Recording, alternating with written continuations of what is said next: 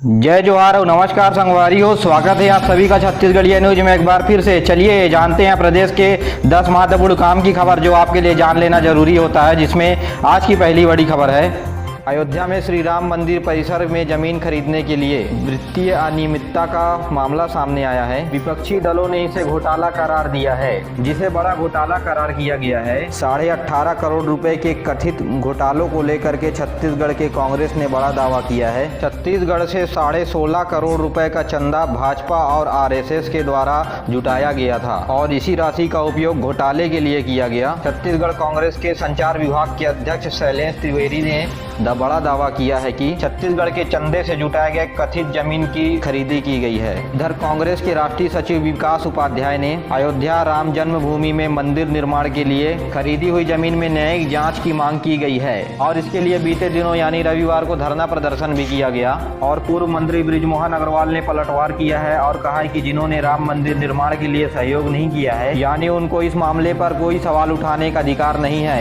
कांग्रेसी तो भगवान राम के नलिहाल की गा रहे हैं और पैसे को खा रहे हैं। यानी भाजपा पार्टी भी मानती है कि 18.5 करोड़ रुपए का घोटाला हुआ है। आपको बता दें कि पहले ही जमीन 2 करोड़ रुपए में खरीदी गई थी, लेकिन अब इसकी कीमत 18.5 करोड़ रुपए बताई जा रही है। कुल मिलाकर के 16.5 करोड़ रुपए का घोटाला बताया जा रहा है। बलरामपुर जिले में राष्ट्रपति के दत्तक पुत्र कहे जाने वाले कोरबा जनजाति का ऐसा समूह एक आज भी है जो जिंदगी जीने के लिए नाले के पानी पर आश्रित है। और कहने के तो ये राष्ट्रपति के दत्तक पुत्र हैं, लेकिन आरओ और यूवी के पानी के जमाने में एक बूंद साफ पानी के लिए मोहताज है ये जनजाति। मामला बलरामपुर जिले के वाड्रप नगर ब्लॉक के मानपुर गांव का है, जहां कोरबा जनजाति के लोग साफ पानी के लिए तरस रहे हैं। कोरबा पारा में लगभग 150 परिवार हैं जो नाले का पानी यूज कर रहे हैं। सरपंच के मुताबिक पानी के लिए मिलने वाली राशि को गोठान के लिए खर्च करा दिया गया है। जनपद पंचायत के सीईओ जानकारी नहीं होने का दावा कर रही है। आपको बता दें कि सरकार की गंदी व्यवस्थाओं से निर्मित गंदा पानी इन्हें पीना पड़ रहा है। प्रदेश में वैक्सीन के ग्लोबल टेंडर पर छत्तीसगढ़ की हाई कोर्ट में जनहित याचिका पर आज सुनवाई हुई। हाई कोर्ट ने प्रदेश सरकार से कोरोना महामारी की तीसरी लहर से बचने के लिए की गई तैयारियों को लेकर 10 दिनों में जवाब मांगा है और आदेश दिया। याचिकाकर्ताओं ने 18 से कम उम्र वाले के वैक्सीनेशन के लिए की गई तैयारियों को लेकर सवाल उठाया। याचिकाकर्ता ने सरकार के खिलाफ सवाल पूछते हुए कहा कि सबसे ज्यादा खतरा तो तीसरी लहर का बच्चों को है। ऐसे में तीसरी लहर को लेकर के सरकार ने क्या व्यवस्था की है, इसके लिए जानकारी मांगा गया है। मामले में अब अगली सुनवाई 24 जून को होने वाली है। वहीं इस मामले पर टीएस सिंहदेव छत्तीसगढ़ के स्वास्थ्य मंत्री ने कहा कि ऐसी कोई महामारी नहीं आ रही है जो बच्चों को प्रभावित करे। उन्होंने कहा कि बच्चों को टीके नहीं लग रहे हैं, इस वजह से संभावनाएं जताई जा रही है। टीका लगने के बाद कोई तीसरी लहर बच्चों पर नहीं आएगी। सीएम भूपेश बघेल ने पड़ोसी राज्यों में बढ़ते हुए कोरोना संक्रमण को देखते हुए देश के अन्य राज्यों से सटे हुए सीमावर्ती जिलों को सावधान रहने की अपील की है। खास तौर से बस्तर क्षेत्र के लोगों से अपील की है। सीएम ने कहा कि प्रदेश में संक्रमण दर 2% से भी नीचे है, तो वहीं एक्टिव केस भी बेहद कम है। हमें अर्थव्यवस्था को बचाए रखने के लिए बहुत संघर्ष करना पड़ रहा है। सीएम ने कहा कि हमें हर हाल में कोरोना को फिर से फैलने से रोकना होगा। साथ ही दिल्ली का उदाहरण देते हुए कहा कि दिल्ली में लॉकडाउन खुलने के बाद फिर से एक्टिव मरीजों की संख्या बढ़ने लगी है। महाराष्ट्र से सटे हुए बस्तर के क्षेत्रों में भी कोविड के मरीजों की बढ़ती हुई स्थिति देखी जा रही है, जिसे सीख लेते हुए हमें सावधानी बरतने की आवश्यकता है। वहीं सभी छत्तीसगढ़िया न्यूज के श्रोताओं से अनुरोध है कि आप अभी तक वैक्सीन नहीं लगवाए हैं तो जरूर लगवा लें। छत्तीसगढ़ में 17 जून को कांग्रेस सरकार के 2.5 साल पूरे हो रहे हैं। इससे पहले कांग्रेस कमेटी ने 5 दिवसीय कार्यक्रम तैयार किया है। छत्तीसगढ़ में मंगलवार को कांग्रेस के सभी कार्यकर्ता युवा मोर्चा के अध्यक्षों का प्रशिक्षण दिया जाएगा। वहीं भूपेश बघेल भी अपनी पदाधिकारियों को 30 महीने की उपलब्धि को गिनाएंगे। तो वहीं छत्तीसगढ़ कांग्रेस के प्रभारी पीएल पुनिया बुधवार को शाम पत्रकारों से उपलब्धियों के बारे में बात करेंगे। वहीं बुधवार को प्रदेश और जिले के प्रवक्ताओं का प्रशिक्षण भी होगा। वहीं गुरुवार को गाँव लेवल पर एक ऑडियो वायरल किया जाएगा। तो वहीं शुक्रवार को महंगाई को लेकर सांकेतिक तौर पर चक्का जाम किया जाएगा। बलरामपुर के किसान इस बार ब्लैक राइस की खेती पर जोर दे रहे हैं। इसके लिए कृषि अधिकारी भी इनकी मदद कर रहे हैं। जहां ब्लैक राइस के बीज महंगे हैं तो वहीं मार्केट पर ब्लैक राइस ऊंचे दामों में बिकता है। कृषि अधिकारियों ने बताया कि पिछले साल कुछ किसानों ने 5 एकड़ पर इसकी खेती की थी, जो पिछले साल कारगर भी हुई थी। अब इसकी लिमिट को बढ़ाकर 5 से 25 एकड़ कर दिया गया है। औषधि गुणों से भरपूर होने की वजह से ब्लैक राइस 4 से 500 रुपए प्रति किलो की दर से बाजार पर बिकता है। वहीं कृषि अधिकारियों का कहना है कि काला चावल की खेती ज्यादा से ज्यादा किसानों को आत्मनिर्भर बनाने के लिए किया जा रहा है।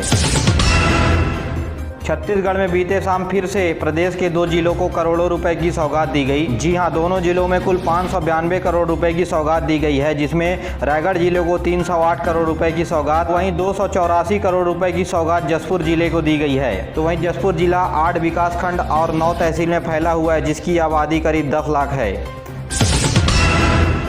छत्तीसगढ़ में मानसून अब पूरी तरह से सक्रिय हो गया है। दक्षिण पश्चिम मानसून अब पूरी तरह से छत्तीसगढ़ में फैल चुका है। प्रदेश में सोमवार को कहीं मध्यम तो कहीं तेज बारिश हुई है। राजधानी रायपुर में तेज बारिश हुई है। 2-3 दिनों में उड़ीसा और झारखंड की ओर मानसून की बढ़ने की संभावनाएं हैं। बारिश के चलते तापमान में गिरावट देखी गई है। राजधानी में 33 डिग्री अधिकतम तापमान रहा, जो अधिकतम तापमान से 6 डिग्री कम रहा।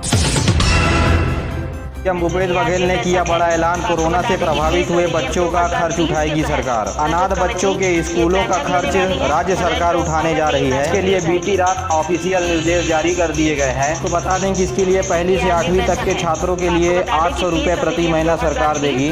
वहीं 9वीं से 12वीं तक पढ़ने वाले अनाथ बच्चों को 1500 रुपये प्रति माह सरकार आर्थिक सहायता प्रदान करेगी। ऐतिहासिक फैसला सुनाया है।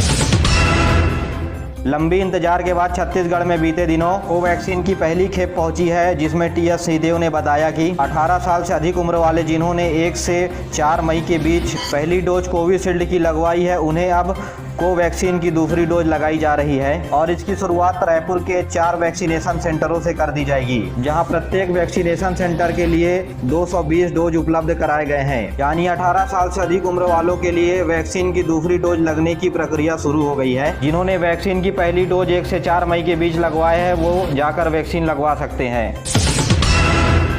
बस्तर के सिलगेर तम्मेर के बीच सुरक्षा बलों ने एक बार फिर से सड़क को बहाली कर दी है। ग्रामीणों ने तम्मेर सिलगेर मार्ग को 2 किलोमीटर तक बाधित कर दिया है। रोड को खोदकर पेड़ और लकड़ी डाल दिया गया है। अब 28 दिनों के बाद आंदोलन खत्म हो गया है, जिसके बाद प्रशासन ने लकड़ियों को सड़क से हटाया। फिर सुरक्षा जवानों ने रास्ते को बहाल कर दिया है। अब लोग आ जा सकेंगे आसानी से।